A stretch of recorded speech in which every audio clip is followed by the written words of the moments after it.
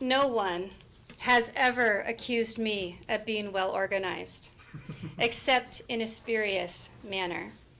Madam Toastmaster, fellow Toastmasters, guests.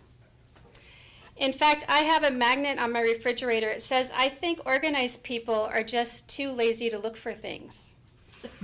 And that's true.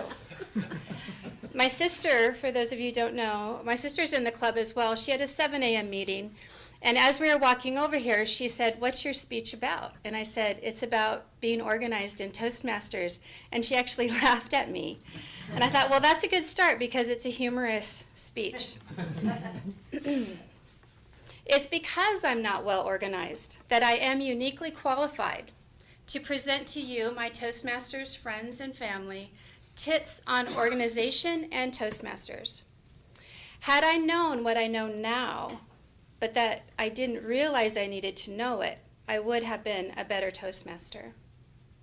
Let me take you back to March 2005, 12 years ago.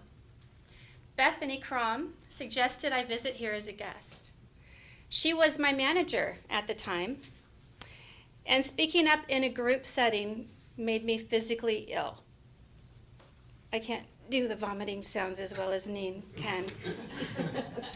I thought I'd go ahead and give it a try. Spoiler alert, I joined the club. I had very little ambition, except for a desire, and not even a very strong one, to not be a horrible public speaker. I know that's a negative desire, a negative goal, but I didn't care. I didn't care about awards. I didn't care about speech contests. I didn't care about following rules. I just wanted to not be a horrible public speaker. 12 years later, I realize I have changed. I care about things other than myself. I want to do good, and I want to do good for the club. Recently, Craig asked us to update our speech information. I had 12 years worth of speech history to reverse engineer. I had speeches stored on my personal drive at work, on our Mac at home, on our PC at home. I had speeches printed out. I had outlines of speeches. I had evaluations on top of evaluations. And I had a lot of loose evaluations that weren't even in the book. I found all of these.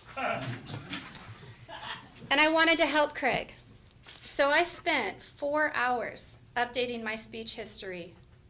For the last 2 or 3 years, I've been living like a cowgirl in the Wild West. I've been choosing random manuals. I've been shooting from the hip. And I've been slotting in speeches wherever they seem to fit best. On top of the first manual, the 10 speeches you have to do for the competent communication, which I finished probably 10 years ago, I've since done 17 more speeches from that manual. 17 speeches, including 5 just from using visual aids. Give me a break. Weren't you tired of that? Were you thinking, gosh, Kristi, visual aids again?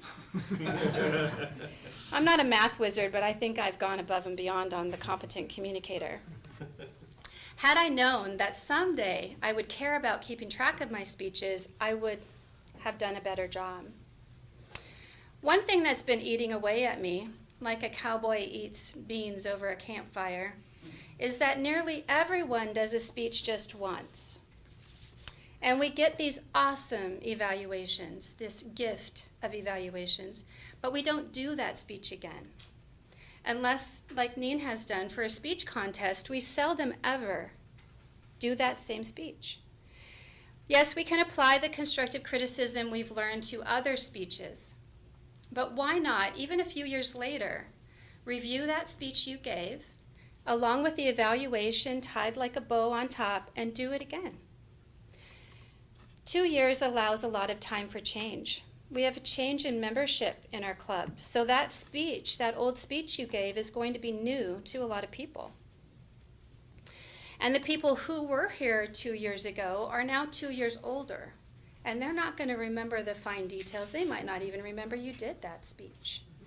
I know that's taking advantage of the elderly, but since I'm in that special group, I'm allowed that privilege. Had I known that I would enjoy looking back on my old speeches, I would have titled every single one with the manual and the project and the date that I gave it. And I would print out that speech along with my evaluation. I'd take my evaluation out of my book and I would keep those together. So what have we covered so far? Number 1, keep track of your speeches because someday you might care. Number 2, print out your speeches and keep them with your evaluation so you can look back over the years and maybe do those speeches again. And as you know, we like the rule of 3. So my third tip is don't be afraid. And I didn't realize that Stephen and Marie were going to do this. But don't be afraid. Don't be afraid to make this club a better club. If that means that you have to write up your own unsanctioned manual, then do it. If you have to think outside the box when giving or receiving a table topic or being a Toastmaster, then do it. Don't be afraid to bend some rules, because people in this club actually like it when you do that. And don't be afraid to open up. Our favorite speeches are personal speeches, when you share a small piece of yourself. We take those little pieces that people share and we sew them together into this tapestry that becomes the culture of this club. And we wrap that around our new members to make them feel warm and welcome when they're riding horses on the range at night. And don't be afraid to take your analogies a little bit too far.